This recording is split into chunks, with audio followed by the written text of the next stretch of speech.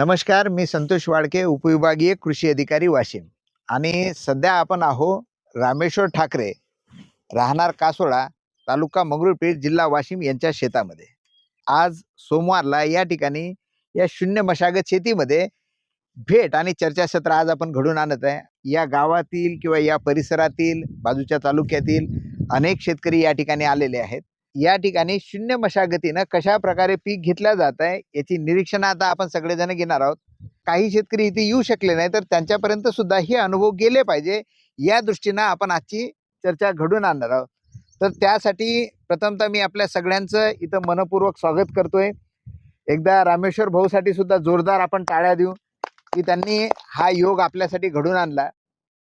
ही शून्य मशागतीची शेती आहे, हलकी जमीन आहे आणि रामेश्वर भाऊ 2023 पासून या ठिकाणी कोणती मशागत न करता पिकं घेत आहेत. पाण्याची सोय असल्यामुळे ते खरीपामध्ये पीक घेत आहेत, रब्बीमध्ये पण पीक घेत आहेत. म्हणजे मागच्या पिकाचे जे मक्याचे खुंट आहेत तर आपल्याला सगळे या ठिकाणी दिसत आहेत, कोणतीही मशागत केलेली नाही आहे. तर आता आपल्याला काय करायचं आहे की तुमच्याजवळ सीड दिलेले आहेत, तुमच्याजवळ केच पेन पण आहे. आता आपल्याला इथं काय करायचं तर या शेताची निरीक्षणं नोंदवायची आहेत. पहिलं काम करायचं आहे आपल्याला की या कपाशीच्या झाडाबाबत निरीक्षणं नोंदवायची आहे. म्हणजे कपाशी पेरली कधी, आजचा तिचा कितवा दिवस आहे हे तुमच्या सीटवर आलं पाहिजे. सोबत या कपाशीच्या झाडाची उंची किती आहे, याचा घेर किती आहे, म्हणजे रुंदी किती आहे हे पण आपल्याला मोजायची आहे. व्हेरायटी कोणती आहे हे पण नोंद करून घ्यायची आहे. फांद्या किती फुटल्या हे पण नोंद करायची आहे. पात्यांची संख्या किती आहे हे पण नोंद करायची आहे. फुलांची संख्या किती आहे हे पण नोंद करायची आहे. कुठं कुठं बोंड पण आता लागणं सुरू झाले, तर जिथं दिसत आहे ते बोंडाची संख्या पण त्या ठिकाणी नोंद करायची आहे. म्हणजे आपण सगळे झाडाचे जे पॅरामीटर आहे ते नोंद करतोय. त्याच्यानंतर आपल्याला बघायचं आहे की या कपाशीवर कोणकोणती कीड आलेली आहे. रस शोषणारे काही किडी असतील तुम्हाला दिसत आहेत तर ते लिहायचं आहे. आणि ज्या रस शोषणाऱ्या किडी आहेत तर यांचं प्रमाण कसं मोजणार, तर संपूर्ण झाडावरचं मोजायचं काम नाही आपल्याला. आपण काय करायचं की एक पान बघायचं आहे, या पानावर रस शोषणाऱ्या किडी किती आहे, तर प्रति पान आपण रस शोषणाऱ्या किडी त्याच्यावर लिहिणार. सरासरी काढून प्रति पान किती तुडतुडे आहेत, प्रति पान किती पांढरी माशी आहे, फुलकिडे किती आहेत, तर ते आपल्याला त्यावर लिहायचे आहे. त्याच्यानंतर दुसऱ्या राहतात पाने खाणाऱ्या किंवा बोंडावर येणाऱ्या अळ्या. तर आता अळ्यामध्ये आपल्याला दिसते की ही बीटी कॉटन आहे, त्याच्यामुळे जवळपास हेलातीचा अटॅक आपल्याला दिसणार नाही. पण तुम्हाला जर कुठं दिसलं तर ते पण लिहा. 5 झाडं तुम्ही बघा आणि 5 झाडं मिळून तुम्हाला किती अळ्या दिसतात. 5 झाडात जर एक दिसली तर प्रति झाड किती दिसली, 0.20 तुम्हाला प्रमाण दिसेल. कुठं जर डोमकळी दिसली, डोमकळी म्हणजे काय, डोमकळी म्हणजे हे जे फूल आहे हे फूल अर्धवट उमललेलं आहे. म्हणजे ते पूर्ण उमललेलं नाही आहे, फूल आहे असं आतमध्ये राहिलं आणि ते फूल तेव्हा ती दिसली डोमकळी. त्याच्याप्रमाणे आणा इकडे.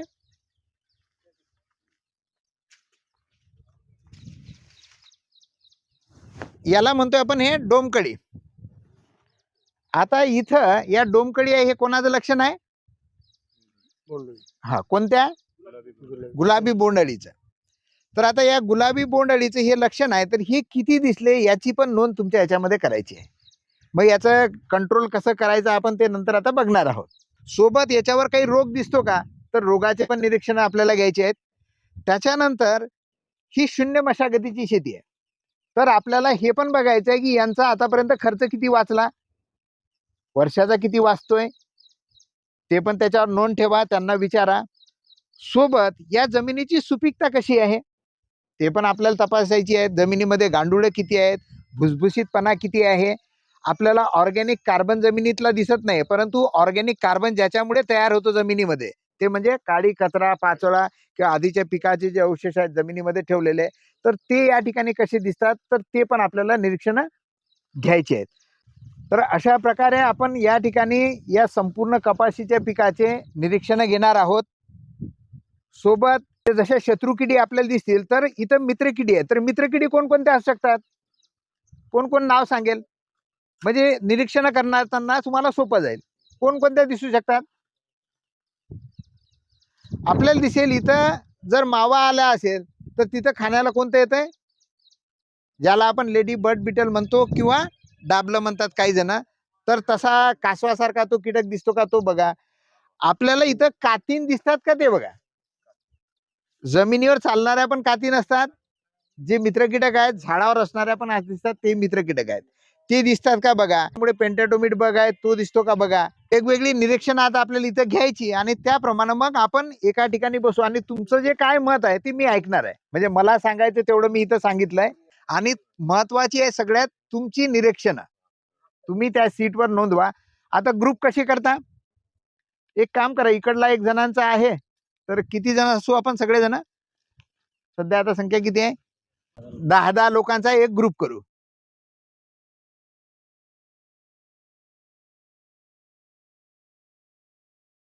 आली का?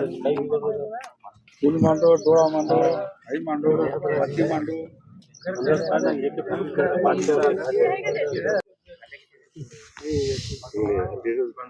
वरचा सेंटर धरला त्याला.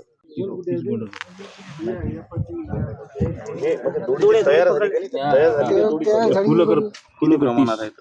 नाही फुलं नाही हो, फुलाचं प्रमाण पण हे काही काय म्हणते आता पाते होते लिहिलं ना ते पाते.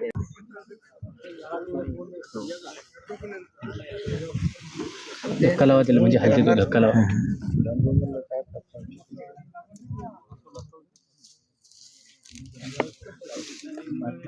हा घे, हा धक्का करू. हातात घे ना, काय हातात घे. दहा जोड सोडून देऊ का? एकत्र टाकायचा. आतापर्यंत किती झाला, प्रत्येक महिन्याचा वेगळा करा. या महिन्यातला आणि 2-3 महिन्यातला किती झाला एकूण ते सांगू शकता. चालते, लिहिणं झालं असेल तर सांगा बरं, म्हणजे आपण वेळ न दवडता मग तुमचं ऐकू. सोबत तुम्हाला यांना उपाययोजना सुचवायच्या आहेत. म्हणजे या पिकावर जर काही कीड सापडत आहे तर तुम्ही ते त्यांना सुचवा. रोग सापडत आहे तर त्यावर काय करायचं ते पण सांगा. तुम्हाला येत नसेल आता की हे नेमकं ओळखता येत नाही मला, तर मोबाईलचा उपयोग करा. याच्यावर काय उपाययोजना करायची हे सांगता येत नसेल तर त्याच्यासाठी मोबाईलचा उपयोग करा. तुमचं म्हणणं कदाचित चुकेल, बरोबर आहे, पण सगळ्यांचं काय येते त्याच्यावर आपण चर्चा करू. म्हणजे तुम्हाला सल्ला त्यांना द्यायचा आहे आता. त्यासाठी तुमच्या ग्रुपमध्ये पण चर्चा करा एकामेकाशी, काय सल्ला त्यांना द्यायचा. तर आपण रामेश्वर ठाकरे कासोळा यांच्या शेतामध्ये हे शून्य मशागत शेतीला भेट आणि चर्चासत्र आज या ठिकाणी घडून आणत आहोत. या परिसरातील शेतकरी जे या ठिकाणी जमले तर ते या शेताची वेगवेगळी निरीक्षणं घेत आहेत. म्हणजे कपाशीची निरीक्षणं घेत आहेत, किडींची निरीक्षणं घेत आहेत. सोबत हे शून्य मशागतीचं शेत आहे. म्हणजे आपल्याला दिसते की मागच्या रबीमध्ये या ठिकाणी मका घेतलेला होता. मक्याची खुंट तशीच्या तशीच आहेत. जमीन एकदम हलकी आहे, मुरमाड जमीन आहे. परंतु कोणतीही मशागत न करता आपल्याला दिसते आता कपाशीचं पीक या ठिकाणी उभं पण आहे. ही 25 मेची लागवड आहे आणि आता जवळपास 2 महिन्याचे हे पीक झालंय. काही ठिकाणी बोंड सुद्धा लागलेली आहेत, पात्याही मोठ्या प्रमाणात आहेत. तर या ठिकाणी शून्य मशागतीनं कपाशीचं सुद्धा पीक आपल्या भागामध्ये घेतलं जाऊ शकतं, सोयाबीनचं पण घेतलं जाऊ शकतं. हे आपण वेगवेगळ्या कार्यशाळा आणि चर्चासत्रामधून दाखवून देतो. या जमिनीमध्ये आपल्याला दिसते की एकाकडे जमिनीच्या मशागतीवरचा खर्च तर मोठ्या प्रमाणात वाचतो. सोबत जमीन एवढी भुसभुशीत बनते की ज्यामुळे जमिनीची सुपीकता पण वाढते. आपल्याला दिसते मक्याचे जे फण आहेत, साधं आता असं उपटतो म्हटलं तर या ठिकाणी आपल्याला गांडुळं पाहायला मिळतात. छोटे छोटे छोटे गांडुळे या ठिकाणी दिसत आहेत हे लपलेले. म्हणजे त्यांना काही इथं आता हा आळोसा आहे, आपण काढल्यानंतर परत इथंच ठेवू, त्यांचं घर डिस्टर्ब करू नये. याला आपण रायझोस्पियर पण म्हणतोय. म्हणजे कोणत्याही पिकाची जी मुळं असतात ना, तर ते मोठ्या प्रमाणात जमिनीमध्ये अन्नद्रव्य सोडतात. जे काय प्रकाश संश्लेषण प्रक्रियेद्वारे तयार होतं जमिनीमध्ये सोडण्याचं काम करतं. आणि त्याच्या आजूबाजूला गांडूळच नाही तर इतर जीवजंतू मोठ्या प्रमाणात वाढतात आणि जे जमिनीला सुपीक ठेवण्याचं तर काम करतातच, सोबत या पिकाला अन्नद्रव्य देण्याचं सुद्धा काम करतात. तर आज आपण या शेतकऱ्यांच्या माध्यमातून या शेताची वेगवेगळी निरीक्षणं या ठिकाणी घेणार आहोत. आणि मग सगळ्यांची निरीक्षणं काय येतात तर ती पण आपण सगळ्यासमोर मांडणार आहोत. तर आता आपण या शेताची संपूर्ण निरीक्षणं घेतलेली आहेत. आणि हा जो किती नंबरचा ग्रुप आहे तुमचा? आमचा तिसऱ्या नंबरचा ग्रुप आहे. तर मी तिसऱ्या ग्रुपच्या मेंबरला विनंती करतो की प्रथम आपला परिचय पण द्या आणि त्यानंतर आपण काय निरीक्षणं घेतली ती पण सांगा. माझं नाव अविनाश राजू चव्हाण, राहणार कासोळा, जिल्हा वाशिम, तालुका मंगरुळपीर. आणि माझ्याकडे शेती 10 एकर आहे आणि मी 4 एकरमध्ये बी प्लॉटिंग केलेली आहे कॉटनची आणि बाकीचे 4 एकर 5-6 एकर सोयाबीन लावलेलं आहे. राम राम. मी जयपाल पंजाब चव्हाण. माझ्याकडे 3 एकर जमीन आहे आणि माझ्या शेतात मी सोयाबीन लावून आहे. विष्णू मनोहर वाघमारे, कासोळा. माझ्याकडे 4 एकर शेती आहे आणि सोयाबीन आहे 4 एकर. गजानन सुखदेव राठोड, राहणार कासोळा, तालुका मंगरुळपीर, जिल्हा वाशिम. माझ्याकडे 10 एकर जमीन आहे, सोयाबीन आणि तूर. माझं नाव कृष्णा पद्माकर ठाकरे, राहणार कासोळा, तालुका मंगरुळपीर, जिल्हा वाशिम. माझ्याकडे 20 एकर शेत आहे, त्यामध्ये सोयाबीन, तूर लागवड. ओम विष्णू खुपसे, कासोळा, राहणार जिल्हा वाशिम, तालुका मंगरुळपीर. 4 एकर पराठी आहे आणि जमीन 30 एकर आहे. बरं, म्हणजे तुमचा जो ग्रुप आहे हा 100 एकराच्या वर जमीन चालली आहे. म्हणजे इथं जे काय तुम्ही शिकणार आहात तर तिकडे 100 एकरापेक्षा जास्त याच्यावर तुम्ही या वर्षी नाही, पुढच्या वर्षी नाही, तुम्ही इम्प्लिमेंट करणार आहात. तर आता तुमची निरीक्षणं सांगा, तुम्हाला काय काय जाणवलं. तर आम्ही या कॉटनमध्ये निरीक्षण केलेलं हा. आहे. सर्वात पहिले झाडाची उंची. हो. तर झाडाची उंची आहे 80 सेंटीमीटर आणि बर. रुंदी आहे 60 सेंटीमीटर. बर. त्याच्यानंतर आम्ही बोंडाची संख्या मोजली. इथं बोंडाची संख्या आहे 4 बर. आणि फुलाची संख्या आहे कमसे कम 3 ते 4. बर. त्याच्यानंतर पाती हा. पाती मोजले आम्ही. याच्यातनी पाती कमसे कम 20-25 पाती एका झाडाला आहे. बर. त्याच्यानंतर आम्ही फांद्या मोजल्या. त्याच्या फांद्याची संख्या आम्हाला कमसे कम 13 ते 15 पर्यंत दिसले. बर. त्याच्यानंतर आम्ही याच्यावर रोग पाहिला. हा. रोग आम्हाला याच्यावर आढळून दिसलेला आहे. पानाची कमतरतामुळे पिवळसरा पडलेला आहे बर. आणि थोडाफार लाल्या रोग पण दिसत आहे याच्यावर. बर. त्याच्यानंतर आम्ही किट पाहिले याच्यावर. म्हणजे रोग म्हणू का अन्नद्रव्याची कमतरता दिसली? अन्नद्रव्याची कमतरता. म्हणजे रोग आणि- नाही दिसला, अन्नद्रव्याची कमतरता दिसली. रोग पण आढळून आलाय. याच्यावर थोडाफार लाल्या बी पडत आहे. बर. कारण की लाल्याचा प्रकार म्हणजे कशामुळे होते, हा. जे आपण रस शोषक किडा आहे, हा.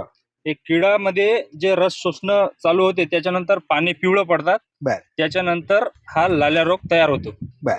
त्याच्यानंतर आम्ही प्रत्येक झाडावर असं पाहणीकरण केलं की आम्हाला कुठं कुठं पांढरी माशी हा. आणि तुडतुडे आढळले. बरोबर. म्हणजे झाडावर प्रत्येकी 1-1, 2-2 पांढरी माशी आणि तुडतुडे आहे. बरोबर. त्याच्यानंतर झाडाचं अंतर आम्ही मोजलं. हा. झाडाचं अंतर आहे 40 सेंटीमीटर. बर. 2 आणि झाडामधला. हा, थोडाफार बुरशी तर तेवढी नाही आहे. त्याच्यानंतर कुठं कुठं पात्याला गुलाबी बोंडअळी म्हणजे त्याचा आम्ही गुलाबी फुलामध्ये ते बोंडअळी सापडली तुम्हाला, सापडली. डोमकळी सापडली. कळीमध्ये, फुलकळीमध्ये. बर. त्याच्यानंतर पातेगळ कुठंच नाहीये. बर. हे पण आढळलं आम्हाला. झाडाचे जे फांदे आहे हा. हे थोडंफार कमजोर आहे, कारण बर. की हात लावलेला तुटत आहे. बर. त्याच्यानंतर जमिनीमध्ये ओल पण चांगली आहे. हो.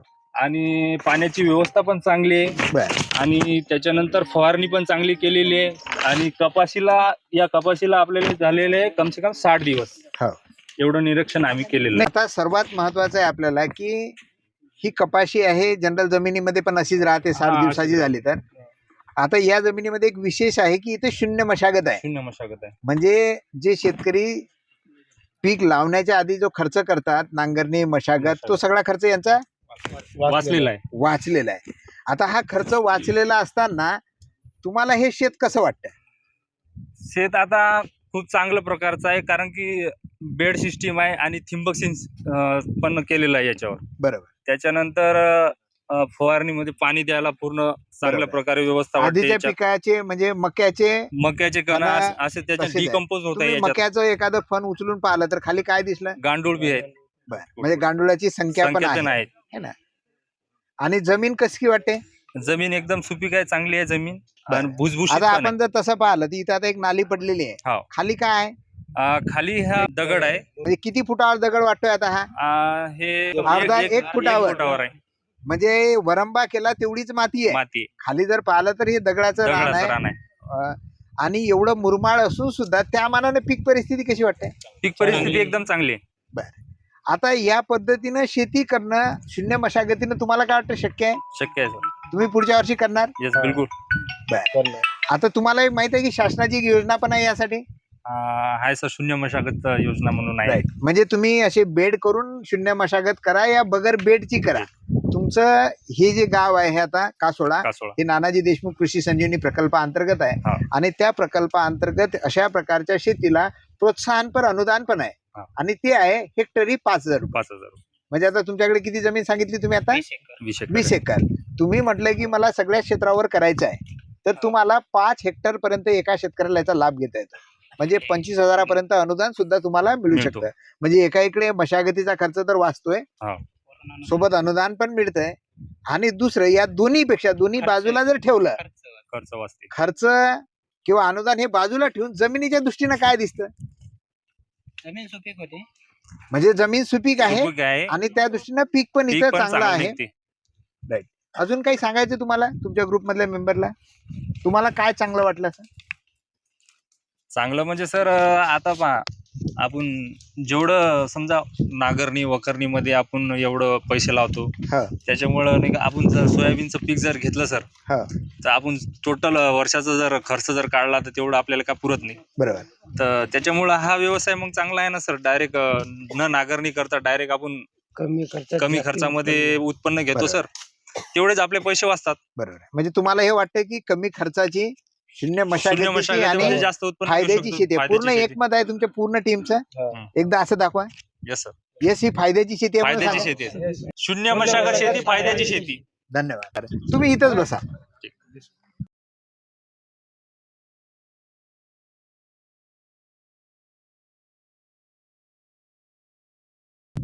आता आपण सेकंड नंबरच्या ग्रुप जवळ येऊ इथं, की यांनी या कपाशीच्या शेतामध्ये शून्य मशागत पद्धतीनं जी कपाशी या ठिकाणी घेतल्या जाते, तर तुमचे काय निरीक्षण आहेत तर ते तुम्हाला सांगायचे आहेत. त्यापूर्वी तुम्हाला परिचय पण द्यायचा आहे. माझे नाव उत्तम नारायण जाधव आहे. माझ्याकडे 7 एकर शेती आहे बर आणि माझ्या शेतामध्ये कापूस, हळद आणि संत्रा आणि सोयाबीन बर एवढी 4 पिकं आहेत. खूप छान. सगळ्याच प्रकारची पिकं तुमच्याजवळ आहेत. हां. त्यांच्याजवळ आहे. माझे नाव गजानन सोपानराव डुबे, राहणार कासोळा, तालुका मंगरुळपीर, जिल्हा वाशिम. माझ्याकडे 8 एकर शेती आहे. मी त्याच्यामध्ये संत्रा, तूर, सोयाबीन आणि कपाशी याचे 3 पिकं घेतो. बर त्यांच्याकडे. माझं नाव भागवत गजानन ठाकरे, तालुका मंगरूळ, जिल्हा वाशिम. बर माझ्याकडे 13 एकर शेती आहे. बर मी सोयाबीन, तूर घेतो. बर माझं नाव पंकज श्रीराम ठाकरे, राहणार कासोळा, तालुका मुरबी, जिल्हा वाशिम. माझ्याकडे 7 एकर शेत आहे. 1 एकरात हळद आहे, 1 एकरात दोडके आहे आणि बाकी सोयाबीन तूर आहे. बर यांना दे. माझं नाव अरुण तुळशीराम लोंढे, मुक्काम पोस्ट कासोळा, तालुका मंगरुळपीर, जिल्हा वाशिम. माझ्याकडे 5 एकर क्षेत्र आहे. 3 एकर सोयाबीन आणि 2 एकर कपाशी आहे. बर आता तुम्हाला काय निरीक्षणं तुम्ही कागदावर नोंदवली ते इथं सांगायची आहे. तुम्हाला काय चांगलं वाटलं, काय गोष्टी इथल्या तुम्ही घेऊन जाणार आहात, किंवा नंतर इथं काही गोष्टी कमतरता जाणवल्या त्यावर तुमचा काही सल्ला असेल तो पण सांगू शकता. आम्ही कासोळ्यामध्ये रामेश्वर भाऊ ठाकरे यांच्या शेतामध्ये शून्य मशागत पद्धतीने कापूस हे पीक त्यांनी घेतलेलं आहे. तर जवळपास 3 वर्षापासून त्यांनी या शेताची मशागत केलेली नाही आहे. रब्बी आणि खरीप आणि 1 वर्ष त्यांनी उन्हाळी पण यामध्ये पीक घेतलेलं आहे. तर शून्य मशागतीमध्ये यांचा खर्च जो आहे तो निम्म्यावर आलेला आहे. याच्यामध्ये आपण यांनी कापूस लागवड केलेली आहे 25 मेला. आता जवळपास 60 दिवस झाले आहेत कापसाला.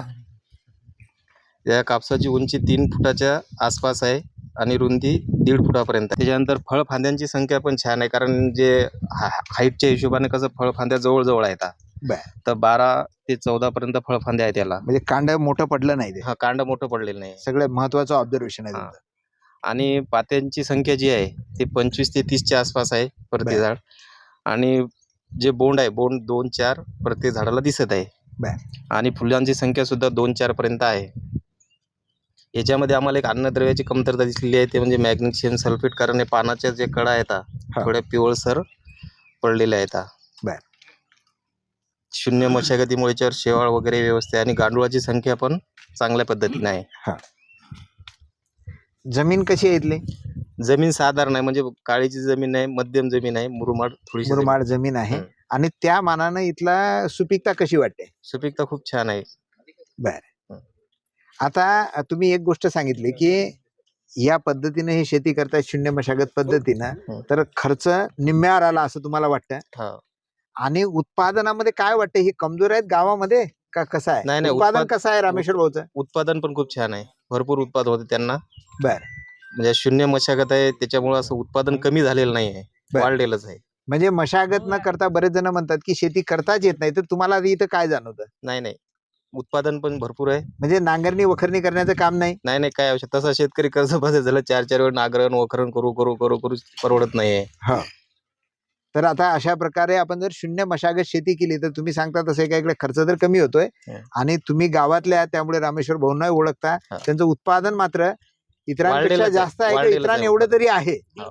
पण एका दृष्टीने जर पाहिलं खर्च कमी आहे खर्च तर कमी मात्र आहे. ते आणखीन नफ्याची गोष्ट आहे. नफे. तर ते पण आपल्याला इथं जाणवलेले आहे. हो. तुमच्या ग्रुपचे खूप खूप धन्यवाद. एकदा टाळ्या यांच्यासाठी.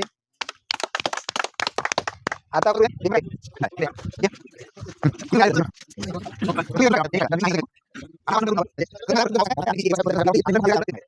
माझं नाव इकडे या. तुम्ही येताय की इकडे या ना असं. दिनेश मधुकर ठाकरे, मुक्काम पोस्ट कासवाळा, तालुका मंगरुळपीर, जिल्हा वाशिम. बर. माझ्या इकडे 8 एकर शेती आहे. बर. त्याच्यामध्ये सोयाबीन, तूर आणि चिया असे आम्ही पीक टाकलेले आहे. चिया पण घेताय तुम्ही? चिया भरपूर प्रमाणात. हा. माझं नाव संजय जयराम लोंढे, राहणार कासोळा, तालुका मंगरुळपीर. माझ्याकडे 1 एकर शेती आहे आणि त्याच्यामध्ये तूर आणि सोयाबीन हे सध्या पीक घेत आहे. बर. मी भवन काशीरामजी ठाकरे. माझ्या शेतातनी पूर्ण सोयाबीनच आहे माडा. बर. किती जमीन आहे? 8 एकर. बर. माझं नाव राजाराम भीमराव पवार, राहणार कासोळा, तालुका मंगरुळपीर, जिल्हा वाशिम. माझ्याकडे 20 एकर शेती आहे आणि तूर आणि सोयाबीन आणि संत्रा लागवड केलेली आहे. म्हणजे 4 वर्ष झालेले आहे. बर. तुम्ही कुठून आले ते पण सांगा, कसे आले ते पण सांगा. मेरा नाम शेख सनाउल्ला है, रहनार शेलवाड़ा, तालुका कारंजा, जिला वाशिम. कितनी खेती है आपके? खेती 8 एकड़ है. ओके. यहाँ कैसे क्या आ गए? तुम्हारी यूट्यूब पे वीडियो देखते, हर एक वीडियो ओके. कुछ साहब की. 8 एकड़ खेती है, 2 एकड़ कपास है और 6 एकड़ सोयाबीन है और 1 एकड़ टमाटर भी रहता हमारा. Okay, great. ये हमारे. माझं नाव सय्यद कलंदर सय्यद अयूब आहे. मी राहणार कारंजा तालुक्यामध्ये शिलवाडा आहे आमचा गाव. और आमच्या इथे 50 एकर जमीन आहे माझी स्वतःची.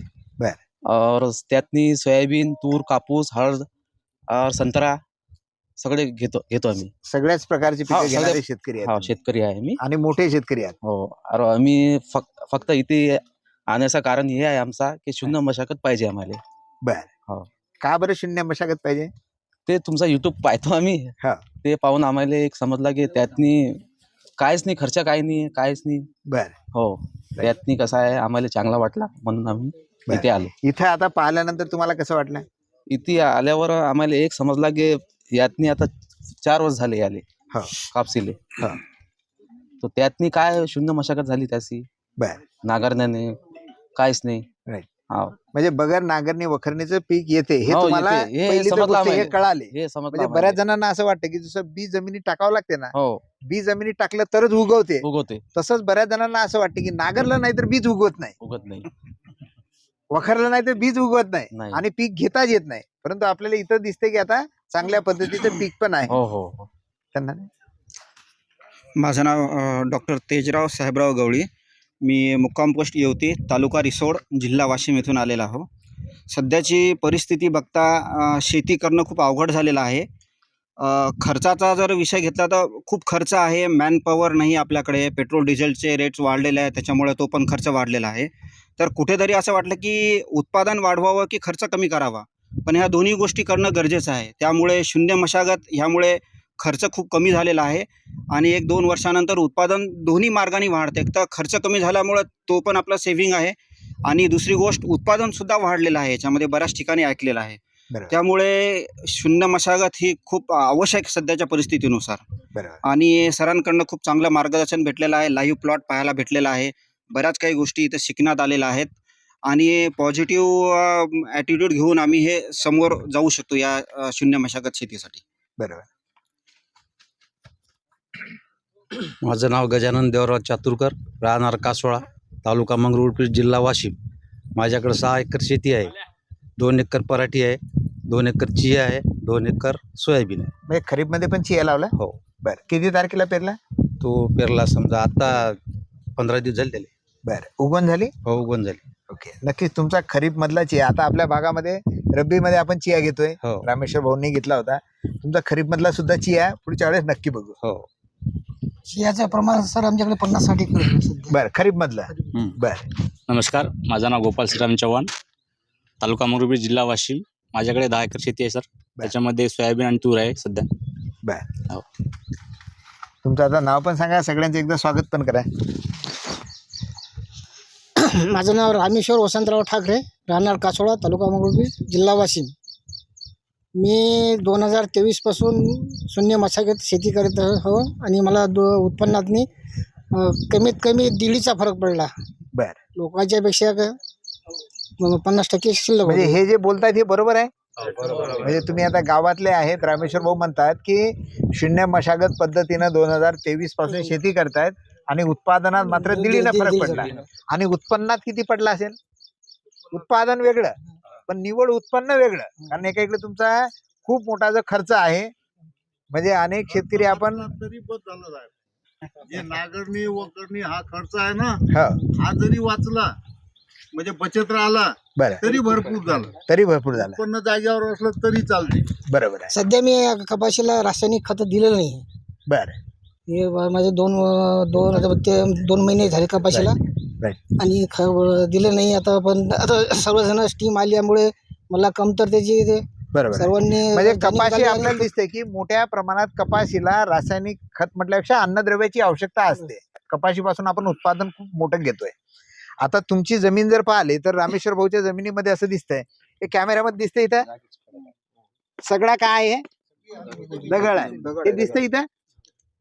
आता सगळा दगड आहे, म्हणजे इथं जर पाहिलं तर एवढं तीसभर एवढी जमीन आहे ना, तीसभर.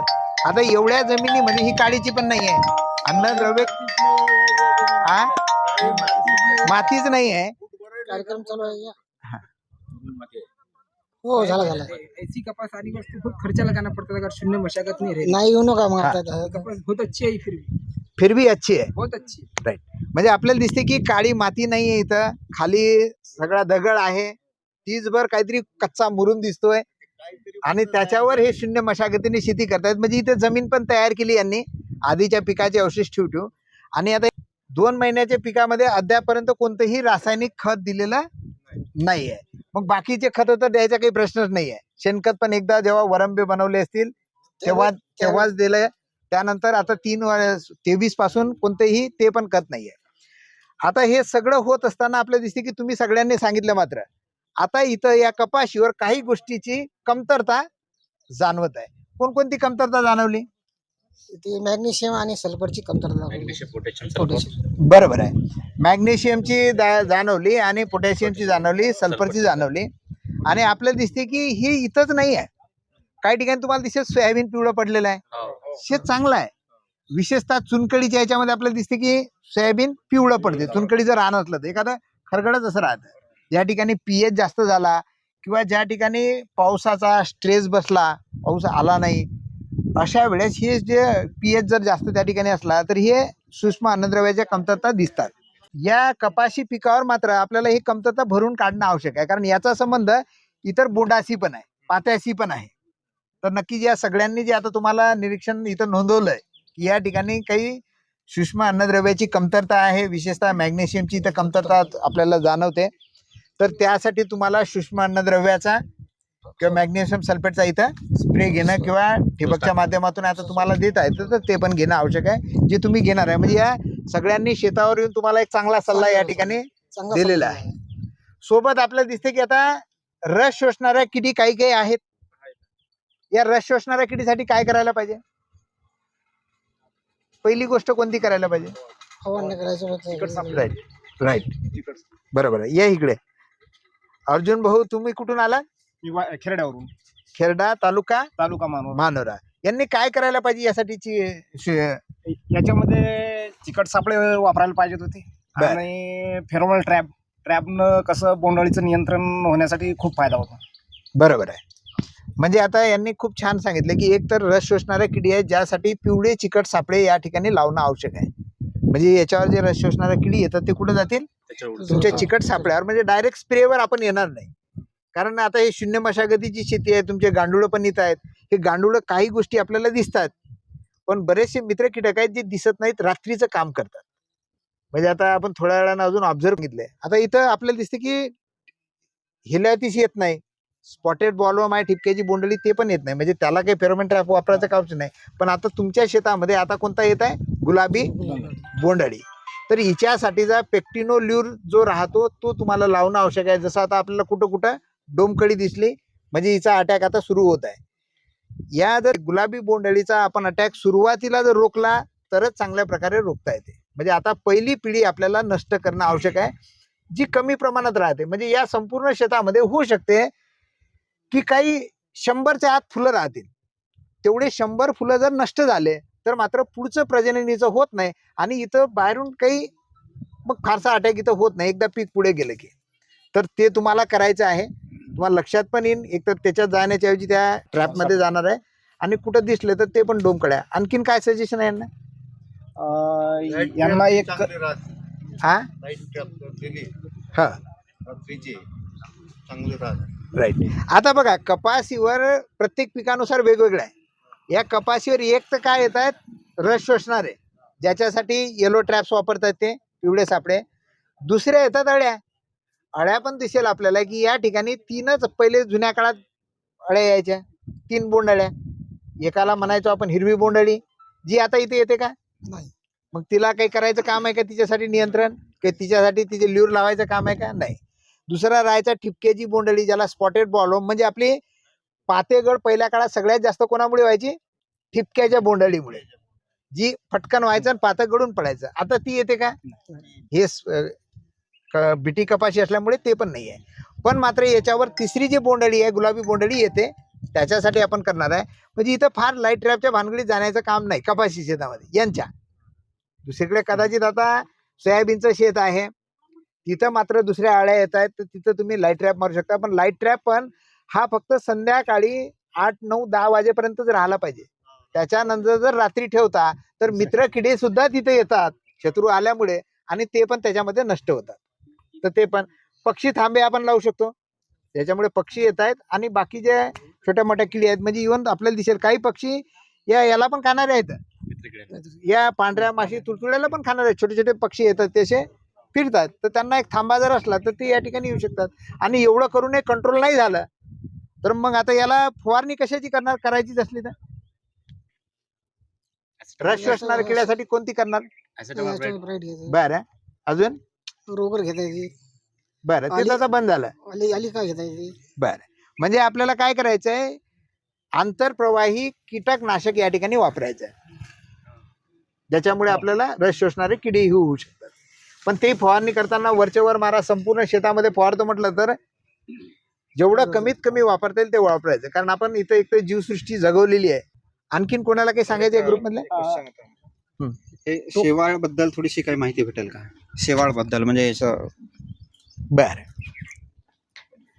आता एक गोष्ट सगळ्यांसाठी आहे, सर्वात महत्वाची. यांनी प्रश्न विचारला म्हणून, निसर्गामध्ये जेवढ्याही हिरव्या वनस्पती आहेत, मग ती शेवाळ असो का कपाशी असो का एखादं मोठं झाड असो, कोणतं झाड स्वतःचे डायरेक्ट अन्नद्रव्य घेऊ शकत नाही. म्हणजे जे तुम्ही ChatGPT वर आता गेला तर तुम्हाला दिसेल, तुम्ही विचारलं तर हे पण दिसेल. नत्र जर झाडाला घ्यायचं असेल कपाशीला तर कोणामार्फत मिळतो,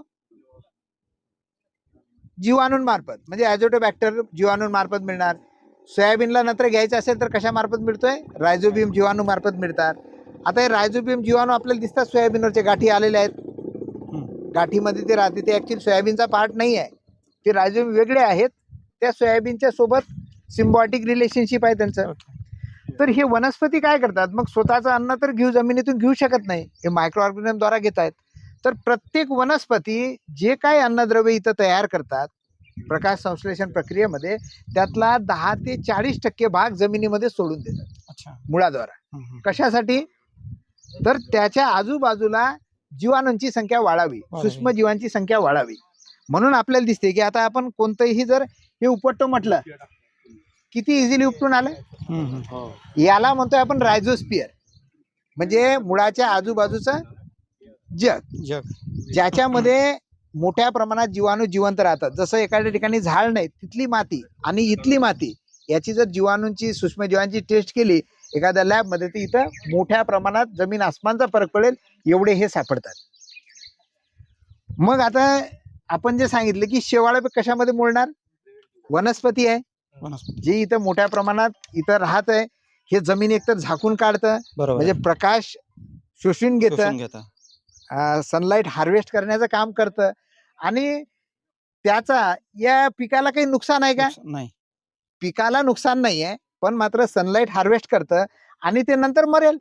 पाणी नाही मिळाल्यानंतर काय होतं, मरतं. मग त्याचं काय बनणार, खत बनणार. त्याच्या आजूबाजूला त्याचेही काही जीवाणू असतील तर ते पण तिथे राहतील. म्हणजे ती इथं फायद्याचीच गोष्ट आहे. म्हणजे बऱ्याच वेळा जी वनस्पती याला सनलाईट साठी कॉम्पीट करत नाही, इथल्या इथं जमिनीवर पसरत असेल ना, तर फारसा काही फरक पडत पण नाही आहे. म्हणजे तण पण आपला एकदम शत्रू नाही आहे, काही तण असलंच पाहिजे. बरोबर. आणखीन कोणाला काही सांगायचं? सर माझा एक प्रश्न आहे. आता सध्या फोटो आहे का ते 5x5 सावा आहे आपला. हा. यंदा मी 5x5 सावा टाकला, तर त्यातनी डबल तास जमते का कापसी डबल? म्हणजे जोड जोड म्हणजे विशेषतः तर आपण सांगतोय की ठिबकची तुमच्याकडे व्यवस्था आहे पाणी देण्याची. आता यांनी 1-1 तास आहे आणि 1-1 हे केलेलं आहे. तर तुम्ही जोडवड पद्धतीने घेऊ शकता. म्हणजे 2 तासातलं अंतर कमी आणि दुसऱ्या 2 तासातलं अंतर जास्त. तर चांगली पद्धत आहे ती. म्हणजे तुम्हाला कमी पाण्यात पण होऊन राहिलं, कमी संसाधनामध्ये पण ते होऊन राहिलं. अगले साल शून्य मशागत करने का उसको बेड डाले होंगे. ठीक आहे. बेड यंदा तर टाकला आता हे आम्ही. शून्य मशागत शेती करताना आपल्याला वेगवेगळ्या पद्धती आहे त्याच्या आणि प्रत्येक शेतानुसार हे बदलतं. म्हणजे सगळ्यांच्या शेतात हे सूट होईल असं आहे का? नाही. आता तुम्हाला दिसेल इथंही जरी हे शून्य मशागत आहे, पण तुम्हाला दिसेल बेडवरची झीज झालेली आहे. आता हा बेड बघा ना, इकडे जर बघितला तर बेडवर माती दिसते का?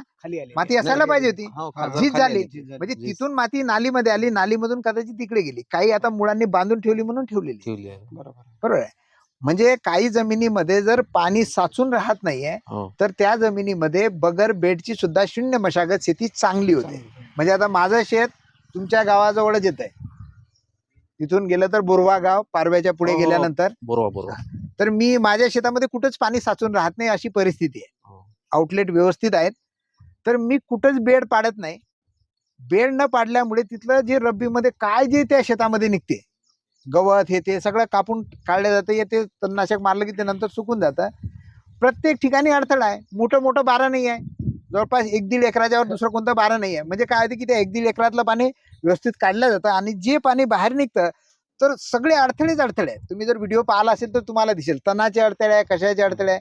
म्हणजे ती झीज तिथली तिथे होऊन नाही राहिली. आणि जमिनीची झीज जर कमी झाली तर मात्र सुपीकता ऑटोमॅटिक वाढते. आणि आता तिथं आपण फक्त सोयाबीन घेतोय आणि हरभरा घेतोय, दुसरं पीक पण नाहीये. त्याच्या पुढे उन्हाळ्यात काही घेता येत नाही, पाणी काही नाही आहे त्याला. इव्हन तिथं जर चिया घेतो म्हटलं तर त्यालाही काही पाणी पुरत नाही, हरभऱ्याला पाणी पुरतं. मग या 2 पिकाला हा पण खर्च आहे बेड करायचा, तो पण तिथला तोही कमी झालेला आहे. आणि हे करताना उत्पादन असं दिसतं की म्हणजे तुम्ही जर कधी त्या शेतावर आले तर सोयाबीन 10 म्हणजे 10 होतं. एखाद्या वेळेस पोतं कमी जास्त होत राहते, कधी 10.5 जाईल, कधी 9.5 होईल. हरभरा सुद्धा 10च्या आसपासच तिथं होतोय. खर्च मात्र 0 आहे. रासायनिक खत तिथं नाही आहे. एवढी जमिनीची सुपीकता वाढलेली आहे. आता त्या जमिनीनुसार आहे, ती काळी जमीन आहे. उन्हाळ्यात गेलं तर भेगा दिसतात मोठाल्या, भेगा असताना तिच्यात पेरणी होते. पण तिथं शून्य मशागत फोटो असल्यामुळे आहे का? तिथं प्लस पॉईंट मध्येच जाईल सुपीकता. आणि जिथं नागरणी आहे तिथं मायनस मध्येच जाणार आहे. मायनस मध्ये जाणार. दिवसेंदिवस मायनस मध्ये खर्च वाढत जाणार आहे आणि मायनस मध्ये जाणार आहे. तिथं सुपीकता वाढत जाणार आहे. राईट. तर आता सगळ्यांचं मत आहे अशा पद्धतीने शेती केली तर फायद्याची आहे. एकदम फायदेशीर आहे. शून्य मशागत शेती फायदेशीर आहे. परत एकदा शून्य मशागत शेती फायदेशीर आहे. धन्यवाद. एकदा कोणता ग्रुप राहिला?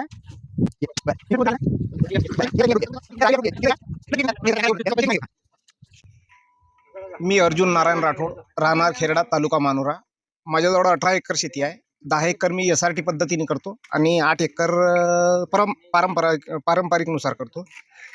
तर माझं तर सर्वांना एवढंच आहे की तुम्ही जेवढं क्षेत्र करणं कमीत कमी होईल तेवढ्यापासून सुरुवात करा. म्हणजे तुम्ही सुरुवात केली आणि आता 10 एकरापर्यंत पोहोचले शून्य मशागत शेती. माझे नाव ज्ञानेश्वर पांडुरंग महाले, राहणार जांभरुण महाली, तालुका जिल्हा वाशिम. माझ्याकडे 8 एकर शेती आहे आणि मी सोयाबीन आणि तूर घेतो. बर.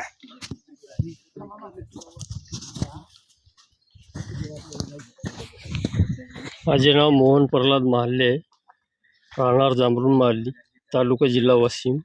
माझ्याकडे 6 एकर जमीन आहे. हळद आणि सोयाबीन, तूर हे पीक घेतो. नमस्कार, माझे नाव संतोष नामदेव अंबोरे, मुक्काम जाम, तालुका मंगरुळपीर, जिल्हा वाशिम. मी समृद्ध शेतकरी गटाचा निमंत्रक आणि पंजाबराव देशमुख कृषी नैसर्गिक शेती गटाचे सदस्य आहो. माझ्याकडे 2 एकर शेती आहे आणि मी सोयाबीन, तूर हे पीक घेतो. त्याच्यातनी हरभरासुद्धा घेतो. हरभरा, त्याच्यातनी मोहरी, आणखीन भाजीपाला घेतो. भाजीपाला घेतो पण ते स्वतः जाऊन बाजारात विकतो. म्हणजे डायरेक्ट मार्केटिंग करताय. मार्केटिंग, म्हणजे निव्वळ नफा तुम्ही जास्त मिळवताय. बरोबर. नमस्कार, माझं नाव दिगंबर मारुती ओवाळे. मी जाम येथे माझी 5 एकर शेती आहे. सोयाबीन, तूर आंतरपीक टाकत असतो मी आणि जैविक औषधी वापरतो. नमस्कार, माझं नाव अनंतात विश्राम ठाकरे. मी सोयाबीन आणि तूर याची शेती करतो आणि माझा हा बबन ठाकरे हा माझा भाऊच आहे. त्यानेच आम्हाला सर्व माहिती दिलेली आहे. दुर्गा रामेश्वर ठाकरे. सांगा ना, मालकी शेताची मालकीण आहे मी आणि शून्य मशागत शेती 4 वर्षापासून चालू आहे आमची. बरं ताई, आता हे तुम्ही शून्य मशागतीने ती शेती करताय, तुमचं कपाशीचं पीक पण चांगलं आहे. हो. ही कशामुळे करताय? म्हणजे इतरांना दाखवण्यासाठी फक्त करताय का खरोखर फायदा होतो? नाही, फायद्यासाठीच करतो आहे. इतरांना सुद्धा त्याचा फायदा होईल, म्हणजे आपलं पाहून नाही, दुसरे खर्च कमी होते ना याच्यापासून. बरं. आपली नांगरणी हे ते, आणि जे आपण हे शून्य मशागत शेती करतो याच्यापासून आपला शेतीचा चांगला गाळ पण बाहेर जात नाही. कारण ते पाण्यामुळे खूप आपण नांगरणी वखरणी करतो आणि खूप गाळ जाते. याच्यापासून आम्हाला याचा पण भरपूर फायदा आहे. बरोबर. हो.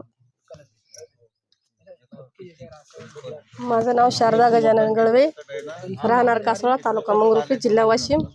मी कासोळा या गावामध्ये कृषीताई म्हणून काम करत आहे. नमस्कार, मी इंदल नामदेव राठोड, राहणार कासोळा, तालुका मंगरुळपीर, जिल्हा वाशिम. माझ्याकडे 5 एकर शेत आहे आणि 1-2 गुंठे हळद बी लावलेले यावर्षी आणि सोयाबीन, तूर हे पीक घेतो आणि हरभरा बेडवर. आणि आम्हाला आमचे मार्गदर्शक रामेश्वर ठाकरे यानं आमच्या शेजारी असल्यामुळं आम्हाला 4-5 वर्षे झाले आमच्या देखतच शेती करतात. म्हणजे जवळपास त्यानं मक्का बी चांगल्या पद्धतीनं मक्का बी त्याला साथ दिलं. जवळपास 3 लाखाचा मक्का विकला आणि आत्ता पण जे हे पराठीचं पीक आहे जवळपास 1 नंबरच पीक. आणि त्यांची मेहनत पण, फवारणी वेळोवेळी टायमावर, साऱ्या गोष्टी. म्हणजे संध्याकाळी लोक घरी जात असताना ते फवारतात आणि सकाळी बी एकदम टायमावर. कोणती वस्तू टायमावर पिकाला मिळते, त्याच्यामुळे त्यांचं पीक छान आहे. दत्ता महादेव मोहल्ले, राहणार कासोळा. आपली साधी शेती आहे आपली, म्हणजे पाहतो मी जाता येता साध्या पद्धतीने करतो, पण शेणखताचं मार्गदर्शन आपल्याकडे जास्त आहे. किती शेती आहे तुमच्याकडे? शेती 10 एकर आहे. 9-10 ढोरं आहेत घरचे. त्यामुळे शेणखताची आपल्याकडे जास्त व्यवस्था असल्याने आपली साधी शेती करणं. आता तुम्हाला काय निरीक्षण जाणवली? रामेश्वर भाऊ ठाकरे यांच्या शेतामध्ये पराठी जी आहे, ते पराठीची उंची आम्हाला 80 सेंटीमीटर वाढलेली आहे आणि त्याचं बेड जे आहे आपलं गोलाकार जे आहे ते 60 सेंटीमीटर आहे. पात्या जे आहे, पात्याची संख्या आम्हाला 21 वाटली नाही आहेत. फांद्याची संख्या 16 आहे आणि बोंड्या जे आहेत त्या बोंड्या 7 दिसलेल्या आहे आम्हाला. फुलाची संख्या 4 आणि जे कोकळा पान आहे थोडंफार त्याची संख्या 4 दिसली आहे. त्याच्यामध्ये फुलकिडी, पांढरी माशी, तुडतुडे, मावा किडकिडी अशा 2-2 प्रकारे दिसलेले आहे. रस शोषण करणाऱ्या 3 दिसलेल्या आहे. आणि गांडूळ खत विशेष म्हणजे गांडूळ जे आहेत ते भरपूर संख्या दिसलेली आहे. 1 डोमळी दिसलेली आहे. तणाची संख्या कमी आहे. ऑर्गॅनिक कार्बन जे आहे त्याची पण ऑर्गॅनिक कार्बन म्हटल्यापेक्षा तो तर दिसत नाही, पण इथं कचरा आहे. आधीच्या पिकाचे औषध. आणि मित्र कीटक जे आहेत, मित्र कीटकाची संख्या पण भरपूर आहे. रासायनिक रासायनिक खत जे आहे त्याचा खर्च 0 एकदम सध्यापर्यंत 0 आहे. आणि जमिनीची मशागत जी आहे ते जमिनीच्या मशागतीवर सुद्धा खर्च एकदम 0 आहे. बियाण्याचा खर्च बी जे आहे ते साधारण शेती करते त्याच्यापेक्षा कमीच आहे, कारण टोकन यंत्रानं केलेलं आहे. त्याच्यामुळं बियाण्याची बचत भरपूर म्हणजे अर्ध्यावरच खर्च आलेला आहे. आणि त्याच्यामध्ये नांगरणीचा खर्च पण शून्य आलेला आहे. आणि याच्यामध्ये पाणी अजिबात वाहून जात नाही. पाणी जागच्या जागी मूर्ती आहे. जमिनीमध्ये पाणी साचून राहत नाही. जमिनीमध्ये भुसभुशीतपणा आहे. कोणती बी तुम्ही आता हे करून पाहे एकदम हे होऊन जाते. एकदम अशा प्रकारे एकदम भुसभुशीतपणा आहे. पिकाच्या मुळाची संख्या ती पण जास्त आहे. आणि पिकांची एकसारखी वाढ आहे. तुम्ही पाहू शकता एकसारखी कमी जास्त कुठे दिसणार नाही. आणि पिकाच्या मुळाची संख्या पण जास्त आहे. सूक्ष्मजीवाची संख्या जास्तीत जास्त दिसून येते. अशा प्रकारे आम्हाला याच्यामध्ये अनुभव आलेला आहे. आणि आमचं गाव आता इथून समजा 20 किलोमीटर आहे. 20 किलोमीटर त्याच्यामध्ये म्हटलं जून महिन्यामध्ये 86.3 मिलीमीटर पाऊस झालेला आहे. म्हणजे साधारणतः आमच्या गावामध्ये आणि या गावामध्ये तुम्ही दररोज पाणी मोजताय. हो. त्यानुसार तुमचं observation. आणि या महिन्यात 129 मिलीमीटर असा 215 या 2 महिन्यात 215 मिलीमीटर पाऊस या जून आणि जुलैमध्ये झाला आणि जून मध्ये झालेला आहे. अशा प्रकारे या नियोजन नोंद घेत असतो मी. आता तुमच्या ग्रुपचं एक कॉमन निरीक्षण काय दिसतं की आता तुम्ही जसं आता अर्जुन भाऊ तुम्ही पण शून्य मशागत शेती करताय किंवा आता ही इथली शून्य मशागत शेती आहे, बाकीचे साधी शेती करता, तर तुम्हाला कोणती शेती फायद्याची वाटते? शून्य मशागत शेती ही फायद्याची वाटते. बर, हो. काय काय फायदे वाटतात तिच्यात? फायदे याच्यामध्ये म्हणजे पहा ना, नांगरणीचा खर्च हा एकदमच कमी होऊन जाते. त्याच्यामध्ये फायदा असा आहे की याच्यातली जी माती आहे ते माती बाहेर अजिबात जाणार नाही. आपण नांगरटी मिळाली, पहिला पाऊस आला की पहिल्या पावसाच्या वक्ती हे जे गड्डा आहे ना, हे गड्डा तुम्हाला असा इकडून माती आलेली आहे पुन्हा तुम्हाला भरून दिसणार आहे. म्हणजे माती इकडची जे शेतातली आहे ती आपल्याला दिसण्यासाठी तिथं दिसते की ते भरलेलं. आता आपल्या सोबत रामेश्वर भाऊचे शेजारी पण आहेत. तुमचं शेत कुठे आहे? लागूनच आहे. आता तुम्ही नेहमी या शेताला ऑब्झर्व करता, निरीक्षण घेत राहता यांचं कसं चालू आहे. हे आता शून्य मशागतीने शेती करतायत, तर तुमचं यांचं पाहून तुम्ही काय शिकलात? आता तुम्ही या पद्धतीने शेती तुम्हाला चांगली वाटते? तुम्ही करणार आहात? काय करणार आहात? यांचं पाहून आम्हाला एक नंबर वाटलेला आहे, चांगलं वाटलं.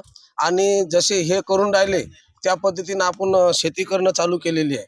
बर, हो. म्हणजे तुम्ही पण आता यांच्याच पद्धतीनं शेती करणं सुरू केली आणि अशाच प्रकारे या शेतीचा प्रचार होतोय. म्हणजे अर्जुन भाऊ आपल्याला दिसते की शून्य मशागत शेतीबाबत समजा अमिताभ बच्चनचा आवाज आणला, गुलजारचे शब्द आणले, विद्यापीठातल्या मोठ्या शास्त्रज्ञाची टेक्नॉलॉजी आणली आणि असं टीव्हीवर जर कोणा सांगितलं तर त्यानं पाहून कोणी शून्य मशागत शेती करत नाही. जोपर्यंत तुमच्या बाजूचा एखादा शेतकरी करत नाही, जसं रामेश्वर भाऊंनी केलं, तर हे राठोड साहेब कशामुळे करू राहिले तर बाजूचं शेत आहे दररोज ऑब्झर्व करतायत. तर आपल्याला सुद्धा आता काय करायचंय की शून्य मशागत शेती करताना जर तुम्ही करत असाल तर बाजूच्या शेतकऱ्यांना दाखवा. तुमच्या शेतावर सुद्धा वेळोवेळी चर्चासत्र आयोजित करा, कारण हे पुण्याचं काम आहे. जसं आपण पंढरीला जातोय, आनंद व्यक्त करतोय, तसं शेतामध्ये जर आता कोणी इथं आलं तर रामेश्वर भाऊला आनंद झाला असेल त्यांच्या शेतामध्ये कोणी इथं आलं तर. शिवाय तुम्ही इतरांपर्यंत चांगली गोष्टी देताय, इतरांचं खर्च वाचवताय, उत्पादन वाढवता, हे पुण्याचं काम आहे. तर हे पुण्याचं काम करणं राठोड साहेब आवश्यकता आहे आता? नाही, काळाची गरज वाटते. गरज आहे. नक्कीच. एकदा आपण म्हणू शून्य मशागत शेती. नाही, याच्यामध्ये एक सांगायचं मला, सगळे लोक म्हणतात की कपाशी आपण ज्यावेळेस करतो त्याला जास्तीत जास्त मेहनत लागते आणि जास्तीत जास्त मॅन पॉवर लागतो. पण माझा असा अनुभव आहे, आता माझ्या 3 एकर शेतीमध्ये टोकन एकाच दिवशी केलं मी, त्याला जास्तीत जास्त 4 घंटे लागले. दुसऱ्या दिवशी एकाच माणसाची एकाच माणसाची. त्याच्यानंतर मी आणि माझा मुलगा आणि माझी पत्नी आम्ही गेलो, दुसऱ्या दिवशी फवारून टाकलं तणनाशक झालं. तिसऱ्या वेळेस मी आणि माझा मुलगा गेलो, जास्तीत जास्त 5 घंट्यामध्ये आम्ही खत पेरून दिलं. त्याच्यानंतर एक मजूर घेऊन गेलो, जास्तीत जास्त 2 घंट्यात कीटकनाशकची फवारणी केली. याले माणसं किती लागली? आता तुम्ही सांगता 4 माणसं लागले जवळपास, नाही म्हणतात 6 माणसं लागली 3 एकरासाठी. आणि घंटे लागले 5 आणि 4 9 14 16 घंटे. 3 एकर क्षेत्राला फक्त मी 16 घंटे दिलेले आहे. आणि किती दिवसाचं पीक आहे आता 1 महिन्याचं. म्हणजे 1 महिन्यामध्ये फक्त 16 घंटे काम केलंय 3 एकरामध्ये. आणि आता सुद्धा पारंपरिक 2-2 वेळा कोळपणी करून, निंदणी करून त्यांनी जेवढी मेहनत घेतली आहे त्यांच्यापेक्षा माझी कपाशी चांगली आहे. बरोबर आहे. म्हणजे आता आपल्याला दिसते की आधीच्या काळात होतं की 4 एकर जर पेरणं झालं तर मनाचे आज खूप झालं. ते पटाचे बैल राहायचे त्या टिपणीला, चांगले बैल, आणि 4 एकर झालं म्हणजे भरपूर झालं आणि आता तुम्ही सांगताय की 16 तास फक्त खर्च झाले 3 एकर शेतीत आतापर्यंत. 16 तास. त्याच्या व्यतिरिक्त मी त्या शेताला भेट सुद्धा दिली नाही. कारण ही जाऊन येतो, टेक्नॉलॉजी फिरवून आज येतो. आलेली आहे. उशिरा का होईना टोकन यंत्रासारखे टोकन यंत्र आले त्याच्यामुळे कमी वेळात होतंय किंवा तणनाशक आले आणि आपण हे करणं शक्य आहे. आता हे 16 झाला, आणखी 16 घंटे लागेल मला. 32 घंट्यात बिलकुल माझ्या शेताचं पूर्ण काम. त्याच्यानंतर फक्त मजूरच वेचणीसाठी जातील. बरोबर. म्हणजे अशा प्रकारे ही फायद्याची शेती आहे, कमी श्रमाची पण आहे, फक्त मात्र डोक्याची आहे. पटणं आवश्यक आहे, विश्वास बसणं यावर खूप आवश्यक आहे. तुमच्या मार्फत एवढंच शासनापर्यंत पोहोचवायचं आहे की ते गांडोळाचं ते बंद करून जे शून्य मशागत शेती करतात हे त्यांना देण्यात यावं. नक्की खूप छान ऑब्झर्वेशन आहे. नक्की जे व्हिडिओच्या माध्यमातून तुमचं जे म्हणणं आहे की बा यापुढे गांडूळ युनिट कारण की बांधून कारखाना गांडूळ आहे देणं तिथं, गांडोळाचा कारखानाच आहे. कारण की मुळापाशी तुरंत तिथंच भोजन त्यांचं तयार होतं आणि तिथलच्या तिथंच मिळलं. आणि म्हणून शासनानं आता एक योजना सुरू केली ना सध्या या शेतीसाठी की 5,000 रुपये हेक्टरी अनुदान प्रोत्साहन पण. ते काही पूर्ण वेळ नाही पण प्रोत्साहन म्हणून 5,000 सध्या देत आहे. कारण शासनालाही माहिती आहे की या पद्धतीने हवामान अनुकूल तंत्रज्ञान तर आहे. शून्य मशागत शेती फायद्याची शेती. शून्य मशागत शेती फायद्याची शेती.